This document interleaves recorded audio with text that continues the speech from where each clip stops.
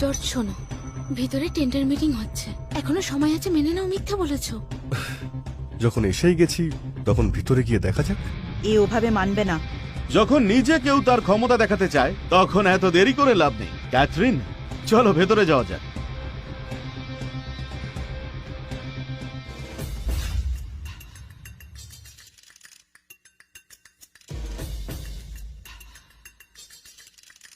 Hello miss ভাই, মনে হচ্ছে আপনি এবার টেন্ডারটা জেতবার জন্য প্রস্তুত হয়ে এসেছেন। সহপরিবারে এসেছেন দেখছি। আরে এই আবার কি? কে ইনি? ইনি বাই ফ্যামিলির দূরের এক আত্মীয়। এ না বললেও সব জায়গায় চলে আসে। আসলে এখন ইনি এই টেন্ডারে নিজের ক্ষমতা দেখাতে এসেছেন। মিস ভাই, এটা হলো ড্রাগন গ্রুপের খুব ইম্পর্টেন্ট একটা মিটিং। এখানে সাধারণ লোককে নিয়ে আসার কোনো মানে হয় না। এতে টেন্ডার নিতে সমস্যা হতে পারে আর আপনার ক্ষতি হতে পারে অনেক। আপনি একটু সাবধানে থাকবেন। থ্যাংক ইউ স্যার, আমি খেয়াল রাখবো। তো লেডিজ অ্যান্ড জেন্টলম্যান, আমরা এখনই একটা গুরুত্বপূর্ণ খবর জানতে পেরেছি। এই টেন্ডার মিটিংয়ে এক বিশেষ ব্যক্তিত্ব আসতে চলেছেন। সেই জন্য সুজান ম্যাডাম তার জন্য একটা বিশেষ চেয়ারের বন্দোবস্ত করেছেন। আজ এখানে বসবেন সব থেকে বিশেষ অতিথি। কে আবার আসছে? আমার তো মনে হচ্ছে বিশেষ কেউ আসছে, যার জন্য সুজেন এক বিশেষ চেয়ারের ব্যবস্থা করেছে। বেশ বড়। ক্যাথরিন, আমি বাবার মুখে শুনেছি যে ড্রাগন গ্রুপের সব সময় একটা বিশেষ শক্তিশালী আর বিশেষ বড় প্রভাবশালী কারোর সাপোর্ট রয়েছে। তার মানে আজই আসতে চলেছে।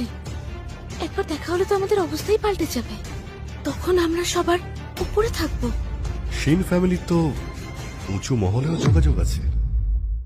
জর্জ, কোথায় যাচ্ছ? কি হলো? আমি আমার চেয়ারে বসতে যাচ্ছি, আবার কি? এখানে দাঁড়াও। জর্জ, তুমি কি জানো তুমি কোথায় দাঁড়িয়ে আছো? তুমি ওই গদিতে বসার কথা ভাবতে পারো কি করে? এটা তোমার বাড়ি না যে তুমি যে কোনো জায়গায় গিয়ে বসে পড়তে পারবে।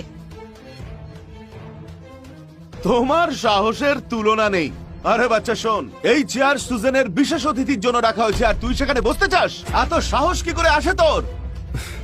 স্টেজে রাখা চেয়ারটা তো আমার জন্যই রয়েছে, তাই আমি সেখানে বসতে যাচ্ছি।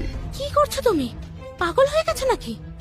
তার মানে তুই বলতে চাইছিস যে ওই বিশেষ অতিথি তুই? হ্যাঁ, আমি নিজের প্রশংসা করব না, কিন্তু ড্রাগন গ্রুপকে সাপোর্ট আমিই করি, এটাই সত্যি। জর্জ শোনো, তোমাকে এখানে আনা হয়েছে তার কারণ তুমি যাতে আমাদের মধ্যে পার্থক্যটা বুঝতে পারো। গন্ডগোল করার জন্য আনা হয়নি। এইসব করে কিন্তু তুমি সবাইকে অপমান করছো। এমনিতেও জর্জ, আমি তোকে ভালোই বুঝেছি।